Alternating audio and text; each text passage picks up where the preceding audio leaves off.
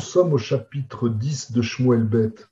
Nous avions vu comment David s'était soucié du bien et du bien-être des descendants restants du roi Shaoul, et notamment de Méphibosheth, le fils de Yehonatan. David s'est soucié avant tout de son propre peuple, même si à une époque ceux-ci étaient des opposants. Eh bien, dans ce chapitre 10 de Shmuel Beth, nous allons voir comment, toujours dans ce souci de gratitude, qui est une valeur suprême dans la vie concrète du roi David, comment David va se soucier du bien-être des gens étrangers, et notamment de Nachash, roi de Ammon, comment rembourser une dette qui lui doit. Le texte nous dit au verset 2, Vayomer David Eser Hesed im Hanun ben Nahash, Kaasher asa aviv imadi Hesed.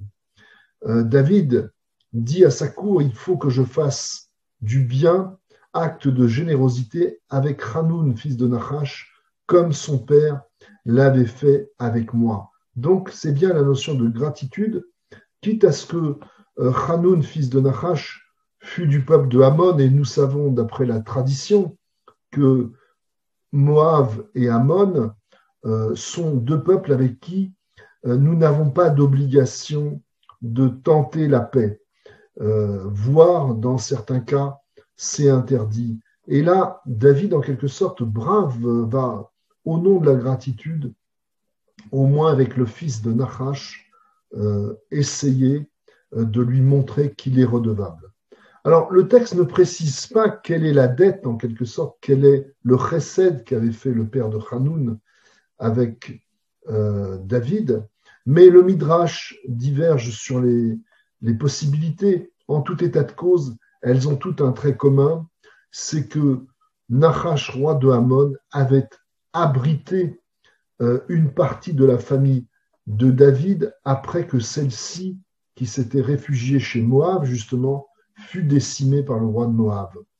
Et donc, voilà en quelque sorte la dette qu'aurait David, et il tient aussi à purger cette dette et montrer ainsi sa gratitude.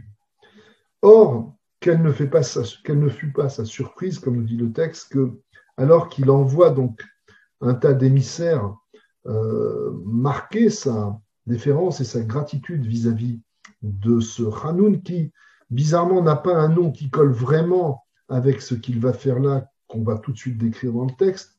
Hanun, on entend plutôt la mansuétude.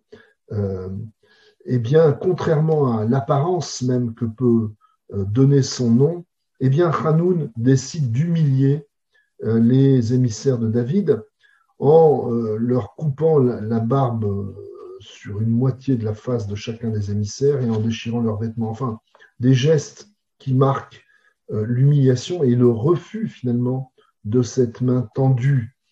David aurait-il été trop loin dans sa gratitude et sa générosité, allant jusqu'à l'encontre du principe qu'on ne doit pas être doré shlomam, demander le bien du peuple de Ammon.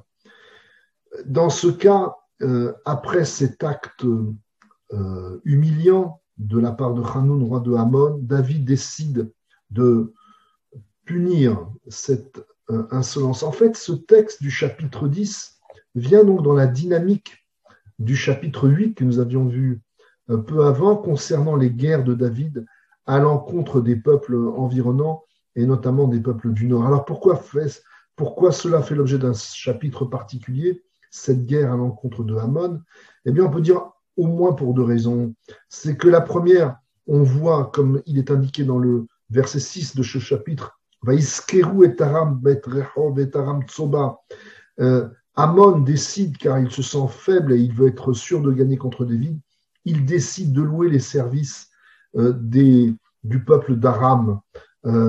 Aram bet Rehov, ce serait aujourd'hui la ville de Homs, et Aram Tsoba, ce serait la ville d'Alep. Donc les roitelets de ces régions du royaume d'Aram au nord sont loués. Donc on voit à quel point cette haine peut même conduire l'ennemi à louer les services en quelque sorte de mercenaires qui eux-mêmes ont déjà fait l'objet de défaites face aux soldats de David.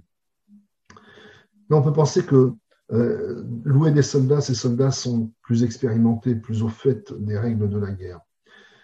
La deuxième chose, c'est qu'en réalité, la deuxième raison qui, à mon avis, fait que cette guerre fait l'objet d'un chapitre à part de ce qui est mentionné dans le chapitre 8, c'est que cette guerre contre Ammon et les mercenaires qui sont loués par Ammon va introduire la rencontre de David avec un personnage qui va devenir clé dans sa vie future, mais je ne vous en dis pas plus pour l'instant, si ce n'est pour vous dire que malgré les moyens mis en œuvre par Ammon, David va vaincre cette armée puissante grâce à la vision stratégique de Yoav, son chef d'état-major, son neveu, et de Avishai, frère de Yoav.